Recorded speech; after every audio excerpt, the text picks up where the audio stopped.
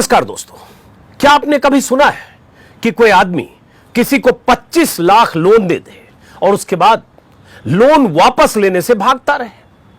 Loan लेने वाला loan देने वाले को तलाशता रहे और लोन देने वाला अपने पैसे वापस लेने से बचता रहे। सुना है कभी ऐसा? अक्सर ऐसा होता है कि लोन लेने वाला भाग जाता है या गायब हो जाता है या टाल मटोल करता है या और वक्त की मांग करता है या दिवालिया होकर हाथ खड़े कर देता है। लेकिन ऐसा केस पहली बार सुन रहा हूं कि लोन लेने वाला लोन देने वाले के पीछे पड़ा रहा, उसका पता तलाशता रहा कि पैसे वापस ले लो, और वो पैसे वापस लेने के लिए उपलब्ध ही नहीं हुआ, आउट ऑफ रीच हो गया, नो कांटेक्ट। लोन देने वाले का नाम है संजय शेरपुरिया उर्फ संजय प्रकाश बालेश्वर राय उर्फ संजय राय, और लोन लेने वाले का नाम है मनोज सिन्हा। मनोज सिन्हा साहब इस वक्त जम्मू कश्मीर के महामहिम एलजी हैं। 2019 के पहले मोदी सरकार में मंत्री थे। 2019 में गाजीपुर से चुनाव हार गए तो मंत्री तो नहीं रहे, लेकिन कुछ दिनों बाद उन्हें एलजी की कुर्सी देकर महामहिम बना दिया गया। मनोज सिन्हा साहब भी रहने वाले उसी गाजीपुर के हैं जहां का यह फ्रॉड संजय शेरपुरिया है। वही संजय शेरपुरिया जिसके बारे में एक से एक किस्से छन छन कर बाहर आ रहे हैं। वही संजय शेरपुरिया जो इन दिनों यूपी पुलिस की गिरफ्त में है और जिसकी ठगी के किस्सों पर हम जैसे लोग रोज रिसर्च कर रहे हैं। वही संजय राय जो दिल्ली के पावर कॉरिडोर में पीएमओ से लेकर संघ प्रमुख मोहन भागवत तक से अपने कनेक्शन बताता था, अपने बड़े बड़े लोगों से कनेक्शन की वजह से जाना जाता था, दिल्ली के वीवीआईपी सर्किल का जाना पहचाना नाम था, जिसकी गिरफ्तारी के बाद भी उसके बारे में जो खबरें आ रही हैं वो चैनलों से गायब है। जम्मू कश्मीर के एलजी मनोज सिन्हा को दिए लोन के बारे में इंडियन एक्सप्रेस ने परसों एक खबर छापी थी, लेकिन अभी यह पता चलना बाकी है कि सिन्हा साहब की तरह इस फ्रॉड ने बीजेपी के और किन किन नेताओं से लेन देन किया था। लेन देन का मतलब तो आप समझते हैं, वैसे यहां देन है, वहां से आया नहीं है लोन वापस। संजय शेरपुरिया की कहानी मैं कई वीडियो में आपको सुना चुका हूं, लेकिन इसकी मक्कारी की कहानी के कई अध्याय अभी बाकी हैं। लेकिन खास बात यह है कि न तो कोई चैनल इस महाठग की कहानी के पन्ने पलट रहा है, न ही बड़े बड़े अखबार इसे कायदे से एक्सपोज कर रहे हैं। चैनलों ने तो इस खबर को पूरी तरह से ब्लैकआउट कर रखा है। यूपी के अखबारों में कुछ खबरें छप भी रही हैं तो उतनी ही छप रही है जितनी एफआईआर में दर्ज है या पुलिस के हवाले से थोड़ी बहुत जो जानकारी मिल रही है। वो तस्वीरें नहीं छप रही है जो तस्वीरें छपनी चाहिए। इंडियन एक्सप्रेस ने जरूर 2 दिनों में कुछ खुलासे किए हैं, लेकिन उन खुलासों के बाद भी किसी चैनल पर यह खबर नहीं चल रही है। तो सवाल तो उठेगा कि इतनी बड़ी खबर चैनलों पर चलने से कौन रोक रहा है, या किसके डर से यह खबर नहीं चल रही है, या कौन इस खबर को दबा रहा है, या कौन नहीं चाहता है कि इन तस्वीरों में दिखने वाले संजय शेरपुरिया के बारे में देश दुनिया को पता चले। एक्सप्रेस ने ही बताया है कि पीएम मोदी, गृह मंत्री अमित शाह और संघ प्रमुख मोहन भागवत के साथ कई मौकों पर दिखने वाले इस महाठग ने मनोज सिन्हा साहब को 2019 के चुनाव के पहले 25 लाख लोन दिया था। मनोज सिन्हा साहब ने अपने चुनावी हलफनामे में अनसिक्योर्ड लोन का जिक्र भी किया है, लेकिन उस लोन को वापस नहीं किया गया है। सिन्हा साहब की तरफ से दलील यह दी गई कि लोन वापस करने के लिए कई बार संजय शेरपुरिया से संपर्क करने की कोशिश की गई। उनके हवाले से इंडियन एक्सप्रेस को किसी ने बताया है, लेकिन संपर्क नहीं हो पाया। झोल यही है, 6 साल 7 साल 8 साल पहले जब भी लोन दिया, संपर्क ही नहीं हो पा रहा है लोन देने वाले से। एक्सप्रेस की खबर में मनोज सिन्हा के बारे में यह भी बताया गया कि संजय राय शेरपुरिया से उनका 2015-16 के बाद से कोई संपर्क नहीं है। अब इससे यह पता नहीं चल रहा है कि मनोज सिन्हा को लोन कब दिया गया।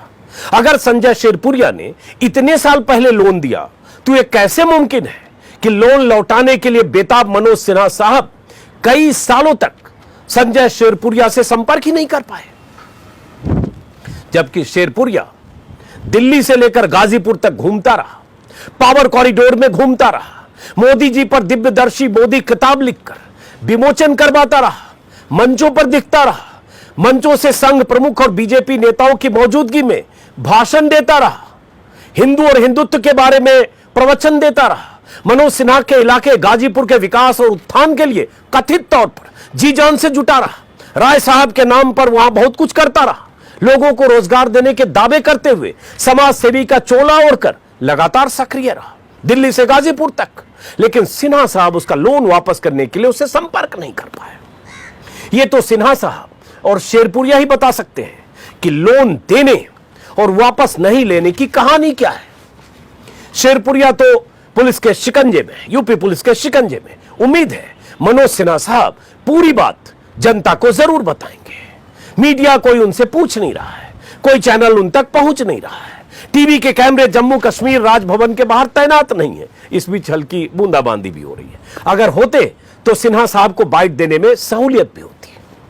कैमरा टीम तो पहुंचे राजभवन के बाहर कि सिन्हा साहब बताइए, लोन आपने लिया और 6 साल तक 7 साल तक लौटाया क्यों नहीं? अगर विपक्ष के किसी नेता से इतने बड़े ठग के कनेक्शन का खुलासा हुआ होता तो रिपब्लिक टीवी से लेकर जी टीवी तक के दर्जनों कैमरे उस नेता के पीछे पड़े होते। लेकिन जब बीजेपी के लोगों का कनेक्शन ऐसे नटवर लालों से निकलता है तो सबको साफ सूंघ जाता है। आज तो पता चला कि कई बड़े बड़े नौकरशाह इसकी संस्था में सलाहकार और डायरेक्टर है। आज के एक्सप्रेस में खबर छपी है। खबर यह भी आ गई कि शेरपुरिया के खिलाफ या शेरपुरिया के बारे में अहमदाबाद की स्टेट बैंक शाखा ने 300 करोड़ से ज्यादा लोन लेकर डिफॉल्टर होने की खबर के बारे में विज्ञापन दिया था।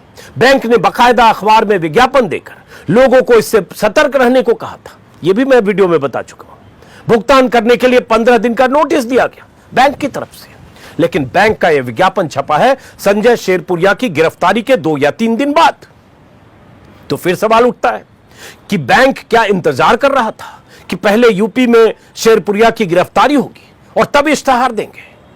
दिल्ली के अखबार में सिंगल कॉलम हुए इश्तेहार जो मैंने अपने वीडियो में विस्तार से बताया था। इस इश्तेहार और इसकी कंपनी के बारे में एक वीडियो में और मैंने विस्तार से बताया। 3 या 4 वीडियो आप देख सकते हैं, इसलिए उस डिटेल में मैं दोबारा नहीं जा रहा हूं। लेकिन सवाल तो यह है कि जो आदमी खुद बैंक को चूना लगाकर दिवालिया घोषित हो चुका है, वो सिन्हा साहब समेत कई लोगों को लाखों रुपए लोन कैसे दे रहा था, या जब दे रहा था तो फिर वापस क्यों नहीं ले रहा था? ये लेन देन का रिश्ता क्या कहलाता है? ऐसा लगता है कि ये सब झोल समझने के लिए चाचा चौधरी से भी तेज दिमाग चाहिए। जिसके पास है वो समझने की कोशिश करे। आज एक्सप्रेस में ही दीप्तिमान तिवारी की एक और रिपोर्ट छपी है। उस रिपोर्ट में बताया गया है कि शेरपुरिया ने कथित तौर पर ग्रामीण युवाओं के भले के लिए जो YREF नाम की चैरिटी कंपनी बना रखी है, यूथ रूरल फाउंडेशन ऐसा कुछ नाम है, उसकी एडवाइजरी बोर्ड में कई पूर्व IAS और IPS अधिकारी हैं जो रिटायर हैं। एक पूर्व IAS अधिकारी तो ऐसे भी हैं जो गुजरात के वो उस ठग किरण पटेल से कनेक्टेड है। वही किरण पटेल जो मार्च के पहले सप्ताह में श्रीनगर में ठगी के आरोप में पकड़ा गया था, तस्वीरें आपको याद होगी। वही किरण पटेल जो VVIP सुरक्षा दस्ते के साथ बुलेट प्रूफ गाड़ी में कश्मीर में घूमते हुए पकड़ा गया था। अब देखिए बूंदाबांदी भी हो रही है, लेकिन इस वीडियो को खत्म करता हूं तो खुद PMO का अधिकारी बताता हुआ वो किरण पटेल तो पकड़ा गया, लेकिन उससे कनेक्टेड एक IAS अधिकारी का रिश्ता इसकी कंपनी या इसकी संस्था से भी है। अब आप सोचिए कि इन ठगों के आपसी कनेक्शन कहां से कहां तक है। CBI में तैनात रहे एक IPS अधिकारी ने भी इस ठग संजय शेरपुरिया के कनेक्शन अधिकारी से भी इसके कनेक्शन का पता चल रहा है। उस IPS अधिकारी का बेटा इस ठग के साथ एक कंपनी में पार्टनर है। संजय शेरपुरिया के चैरिटी फर्म की एडवाइजरी बोर्ड में 6 लोग हैं और 6 लोग एडिशनल डायरेक्टर हैं। इसमें गुजरात कैडर के एक IAS अधिकारी भी हैं जो प्रधानमंत्री कार्यालय से भी जुड़े रहे। IPS अधिकारी भी हैं जो CBI से जुड़े रहे। नौसेना के पूर्व अधिकारी तक शामिल हैं। दिल्ली में PMO से लेकर सरकार के अलग अलग महकमों में नौकरशाही में कनेक्शन का हवाला देकर लोगों को झांसा देने वाला शेरपुरिया यूपी में कैसे पकड़ा गया, इसे लेकर भी कई तरह की कहानियां तैर रही हैं। किसी को लग सकता है कि जो आदमी सीधे मोदी और भागवत से कनेक्शन बताता हो, दर्जनों तस्वीरें सोशल मीडिया पर पोस्ट करता हो, पावर सर्किल पावर कॉरिडोर में घूमता हो, दिल्ली दरबार में जिसकी पहुंच हो, PMO से नजदीक रहता हो, उसकी गिरफ्तारी यूपी पुलिस ने कैसे की? एक कहानी तो वो है जो STF के हवाले से आई, जिसका जिक्र FIR में है, जो मैं 2 वीडियो में विस्तार से बता चुका हूं कि किसी गौरव डालमिया नाम के आदमी के खिलाफ ED में जांच चल रही थी। 100 करोड़ का मामला था, मनी लॉन्ड्रिंग का और विदेश से पैसा मंगवाने का, ईडी से पीछा छुड़ाने के लिए शेरपुरिया ने उससे 6 करोड़ मांगे। इसके बारे में जानकारी मिलने के बाद उसकी गिरफ्तारी हुई। यह सब विस्तार से लिखा गया है उस एफआईआर में, 7-8 पन्ने के एफआईआर में, जो मैं वीडियो में बता चुका हूं। लेकिन बात सिर्फ इतनी है क्या? दिल्ली में अगर ठिकाना बनाकर यह बंदा अपने नेटवर्क के जरिए बड़े बड़े खेल कर रहा था, तो केंद्रीय एजेंसियों ने अब तक इस पर हाथ क्यों नहीं डाला? दिल्ली के पावर सर्किट में घूमने वाले तमाम लोगों को इस शख्स के बारे में पता था। नेताओं और मंत्रियों से मिलता जुलता था, फोटो खिंचवाकर सोशल मीडिया में डालता था, खुद ही पोस्ट करता था, कुछ मंत्रियों को अपना भाई बताता था। फिर अचानक इसके पीछे कौन लोग पड़े कि पकड़ा गया, और पकड़ा भी गया यूपी पुलिस की तरफ से, यूपी की एसटीएफ की तरफ से। यह कैसे पता चलेगा कि इस महाफ्रॉड संजय राय शेरपुरिया ने बीजेपी के किस किस नेता से या किस किस नेता को मनोज सिन्हा की तरह अनसिक्योर्ड लोन दे रखा है? देश के कौन कौन नेता है जो संजय शेरपुरिया का लोन लौटाने के लिए मनोज सिन्हा की तरह उसकी तलाश कर रहे हैं कई सालों से, और संजय शेरपुरिया मिल ही नहीं रहा? देखिए, बूंदाबांदी हो रही है, वीडियो खत्म करना पड़ेगा। तो संजय राय 25-25 लाख लोन देकर भाग क्यों जाता था? मोदी पर दिव्यदर्शी मोदी नाम से किताब लिखकर पूरे देश में मोदी को अवतार बताता घूमता था, बड़े बड़े नेताओं के साथ उठता बैठता था, मनोज सिन्हा को नहीं मिलता था। अब जब पकड़ा गया है तो इसकी खबरें चैनलों पर नहीं चल रही है। और क्यों नहीं चल रही है, यह सवाल मैं बार बार उठा रहा हूं, हर वीडियो में मैंने उठाया, फिर कह रहा हूं। कहानी में कई किरदार हैं, पता चलना जरूरी है। गुजरात में इसका नाम संजय प्रकाश बालेश्वर राय था। इसी नाम से इसने कई कंपनियां बनाई, कई कंपनियां बंद हो गई। एक कंपनी जो कांडला एनर्जी के नाम से थी, जो डिफॉल्टर हो गई, उसके बारे में मैंने वीडियो में बताया। एसबीआई से लोन लिया, लोन डकार गया, बैंक विज्ञापन देकर कह रहा इससे दूर रहिए, 15 दिन में चुकाने का नोटिस भी दिया। इसकी पत्नी की भी तस्वीर विज्ञापन में छपी है। और दिल्ली में इसे लोग संजय शेरपुरिया के नाम से जानते थे, और कहा जाता है वहां से जब डिफॉल्टर हुआ गुजरात में, 15-17 साल तक वहां था, तो इसने दिल्ली को बेस बनाया। गाजीपुर में इसे राय साहब के नाम से जानते हैं, आधार कार्ड भी इसने 2 नामों से बनवा रखा है। अब पकड़ा गया तो खबर ही नहीं चल रही है। तो यह सवाल तो है, क्यों खबर नहीं चल रही है? बीजेपी से कनेक्शन वाला नटवरलाल है इसलिए?